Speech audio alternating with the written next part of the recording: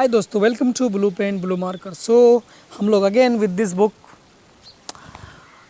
Story of English literature chapter 11 का हम लोग पेज नंबर 51 का हम लोग करने वाले हैं African novel in English. African novel in English, English में अफ्रीकन नॉवेल, अफ्रीका में लिखे गए उपन्यास, वो भी इंग्लिश में। तो हम लोग बात करते हैं, शुरू करिए आप भी line by line, word by word, बहुत छोटा सा हम लोग बात कर लेते हैं। With the spirit of British कंकेस्ट, कहते हैं कि जब ब्रिटिश कंकेस्ट के प्रचार के साथ, प्रसार के साथ, स्प्रेड के साथ, प्रसार, फैलना, जब ब्रिटिश लोग जीतना चालू किए थे, हर तरफ अपने साम्राज्य को फैला रहे थे, उसके कंकेस्ट के साथ, उसके विजय के साथ English rule in many African countries made English the official language there. कहते कि इंग्लिश जो है, वो जो अंग्रेज़ लोग थे, उन लोगों ने अपना राज्य स्थापित कर लिया था बहुत सारे अफ्रीकन कंट्रीज़ में, अफ्रीका के बहुत सारे देशों में उन लोगों ने अपना राज्य स्थापित कर लिया था और उन लोगों ने इंग्लिश को अपना ऑफिशियल लैंग्वेज, वहाँ की जो ऑफिशियल भाषा थी, उसको बना लिया था। द इंग्लिश एजुकेटेड राइटर्स, कहते जो अंग्रेज़ थे, जो एजुकेटेड राइटर्स थे, या शिक्षित बोलेंगे हम लोग उसको, शिक्षित, एजुकेटेड, है ना, वो जो राइटर्स थे, लेखक थे, wrote challenging British colonialism and highlighting the tribal virtues.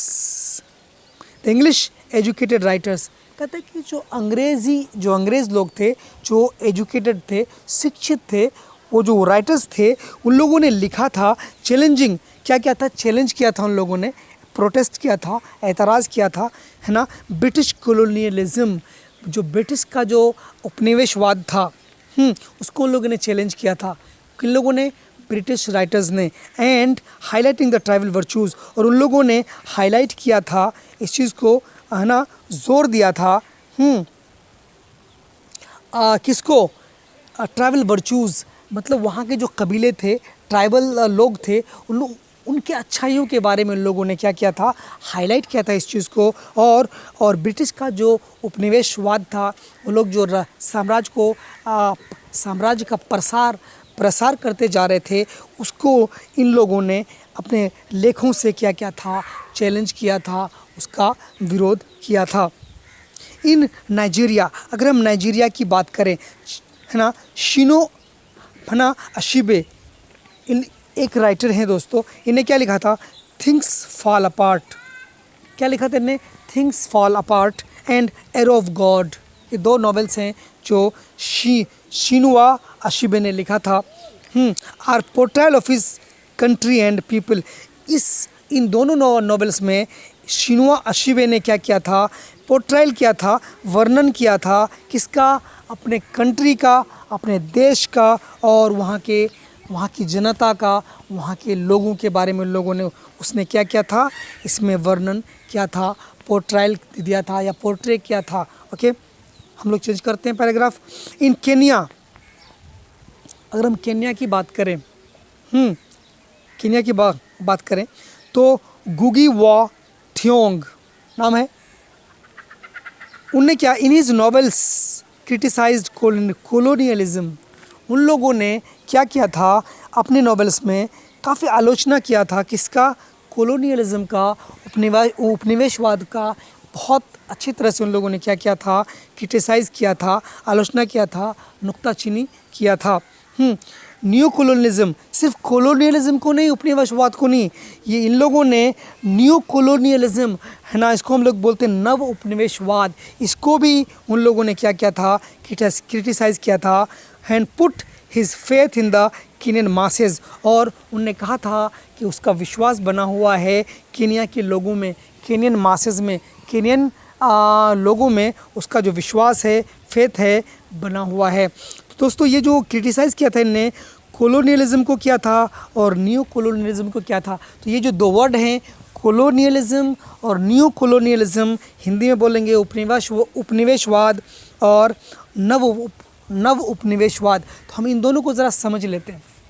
दोस्तों, ये जो वर्ड है कॉलोनियलिज्म, इसका मतलब होता है जब कोई राज्य अपने साम्राज्य का विस्तार करने के लिए किसी पे आक्रमण करता है और उसको वो जीत लेता है, उसको लड़ाई करके अपना उसका विस्तार कर लेता है, उसको कंट्रोल कर लेता है, उसका इकोनॉमिक, सोशल, पॉलिटिकल सारे राइट्स का वहाँ की जनता को जब अपने हाथ में ले लेता है, तो ऐसे को हम लोग बोलते हैं कोलोनियलिज्म। जैसा कि इंडिया पे अंग्रेज़ों ने, ईस्ट इंडिया कंपनी के द्वारा, अंग्रेज़ों के द्वारा हमारे यहाँ 200 साल की जो 200 साल जो हम लोगों पे जो हुकूमत किया इन लोगों ने, एक तरह यही था कोलोनियलिज्म। उनने भारत को अपना एक उपनिवेश बना रखा था, कॉलोनी बना रखा था, और यहाँ के सारे मालो दौलत को, सारी चीज़ों को, सारे वेल्थ को वो लोग यहाँ से ड्रेन करके ब्रिटेन या इंग्लैंड ले जाते थे। तो ये हुआ हमारा colonialism. But what is new colonialism? तो न्यू कोलोनियलिज्म का मतलब होता है कि एक्चुअली किसी क्षेत्र को उसको अपने सैनिक बल के द्वारा उसको न जीत कर, उस पर अपना कंट्रोल है ना, उसको जीत कर नहीं, उसको बिना जीते ही अपना दबदबा जब किसी क्षेत्र विशेष पर हम दिखाते हैं, हमारा उस पर अपना प्रभाव चलता है, अपना दमनकारी प्रभाव चलता है, हमारी बातों को कोई क्षेत्र मानता है, तो ऐसे को हम लोग बोलते हैं न्यो कॉलोनियलिज्म, मतलब नव उपनिवेशवाद। वो उपनिवेशवाद क्या था? वो जीत कर, उसको फतह करके वो लोग उसका शोषण करते थे। लेकिन आज बिना जीते ही अपने पॉलिटिकल पावर से या अपने स्ट्रेटजीज से, अपने पॉलिटिकल स्ट्रेटजीज से कुछ क्षेत्र को लोग क्या करते हैं? अपना वर्चस्व बनाए रखते हैं। इसको बोलते हैं हम लोग न्यू कॉलोनियलिज्म। एग्जाम्पल आप ले लीजिए, जैसे यूनाइटेड स्टेट्स ऑफ अमेरिका है। तेल के कुओं में अगर हम लोग कुवैत की बात करें या मिडिल ईस्ट की बात करें, तो तेल के कुओं पर इसका क्या है? अधिकार किसका है? अमेरिका का है। वहाँ सारे सैनिक है ना अमेरिका के हैं। उसको, हालांकि उन्होंने उसको जीता नहीं है, सैनिक बल से जीता नहीं है, बट उसका अधिकार वहाँ पर है, उसका प्रभाव वहाँ पर है। इसी को हम लोग बोलते हैं नव उपनिवेशवाद, न्यू कॉलोनियलिज्म। सब बात समझ में आ गई आपको? चलिए, तो कॉलोनियलिज्म और न्यू कॉलोनियलिज्म दोनों को ही इन नॉवलिस्ट्स ने, है ना, क्रिटिसाइज़ किया था, इसकी आलोचना की थी। किन लोगों ने? केनियन नॉवलिस्ट्स ने। चलिए, हिज नॉवेल्स, कहता है कि ये जो गुगी वा थियोंग, ये जो हैं उसकी जो नॉवेल्स हैं, वीप नॉट चाइल्ड नॉवेल है, पेटल्स ऑफ ब्लड नॉवेल है, and devil on the cross novel है, आर ग्रेट वर्क्स, बहुत अच्छे वो काम हैं, बहुत अच्छे नॉवेल्स हैं जो कि इनने लिखे हैं। इन विच, है ना, गुगी फोर्सेस अ ब्राइट फ्यूचर, जिसमें ये जो गुगी वा थियोंग हैं, जिनके द्वारा ये जो नॉवेल्स लिखे गए हैं, वो क्या करते हैं? इनमें फोर्सी करते हैं। फोर्सी माने होता है आगे देखना, फोर्सी माने होता है ना, दूरंदेशी बोलते हैं इसको, आगे को देखना। तो वो क्या देखते हैं? एक ब्राइट फ्यूचर को देखते हैं, एक बहुत अच्छे भविष्य को देखते हैं through struggle against western supremacy. वो, है ना, कहते हैं कि वेस्टर्न जो सुप्रीमेसी है ना, पश्चिमी जो सर्वश्रेष्ठता है ना, एक तरह का दबदबा जो पश्चिमी देशों का है, उसके अगेंस्ट में जो स्ट्रगल जारी रखा हुआ है इन लोगों ने, तो इसको वो मानते हैं कि इस नॉवेल से ये जो इन लोगों का जो दबदबा अभी बना हुआ है, वेस्टर्न कंट्रीज़ का जो सुप्रीमेसी बना हुआ है, इसके अगेंस्ट में ये जो लिखा जाएगा, तो आगे चलकर एक इसके लिए ब्राइट फ्यूचर है। मतलब ये पश्चिमी जो सुप्रीमेसी है, ये जो सर्वश्रेष्ठता है पश्चिमी देशों का, ये धीरे धीरे समाप्त हो जाएगा। ये किसका विश्वास है? गुगी वा थियोंग का, जिसने इतने सारे नॉवेल्स इसी पर्पस के लिए लिखे हैं। चलिए, लास्ट पेज है हमारा। Similar notes is shared by the novelist of south Africa. यही नहीं, इसी तरह की बातें, इसी तरह की चीज़ें, है ना, शेयर की जाती हैं साउथ अफ्रीका के नॉवलिस्ट के द्वारा भी। अलेक्स ला गुमा, it is a walk in the night, एक नॉवलिस्ट हैं अलेक्स ला गुमा, है ना, वो अपने नॉवेल में, जिसका नाम है a walk in the nights, novel का नाम है अटैक्स अपार्थीड। वो क्या करते हैं? इस नॉवेल के द्वारा वो क्या करते हैं? हमला करते हैं, अटैक करते हैं, आक्रमण करते हैं। किस पर? रंग भेद पर। अपार्थीड माने होता है दोस्तों जो वो लोग जो बेतवज्जही का शिकार हो गए, जिस पे किसी ने ध्यान नहीं दिया, रंग भेद किया उन लोगों के साथ, तो ऐसे लोगों के बारे में अलेक्स ला गुमा ने काफ़ी प्रखरता के साथ, प्रखर रूप से ने अपने नॉवेल्स में उसके बारे में लिखा है। Nadine Gordimer has written against racial prejudices and oppression both during the apartheid regime and in new democratic and multiracial South Africa। कहता है कि नैडिन गॉर्डिमर एक नॉवलिस्ट हैं दोस्तों, इनने क्या किया, इन्हें लिखा है अगेंस्ट रेशियल प्रिजुडिसेस। इनने किसके खिलाफ लिखा है, किसके विरोध में लिखा है? रेशियल प्रिजुडिसेस मीन्स जातीय पूर्वाग्रह।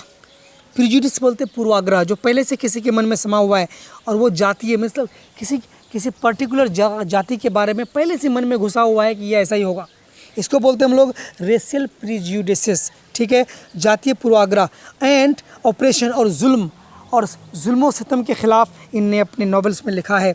Both during the apartheid regime, है ना, उस दौर में, उस एज में, जिस रिजिम में, जिस हुकूमत में, जिस रूल में ऐसा रंग भेद किया गया, उस रूल में भी इसने बहुत अच्छी तरह से इन चीज़ों का क्या किया, है ना, विरोध किया।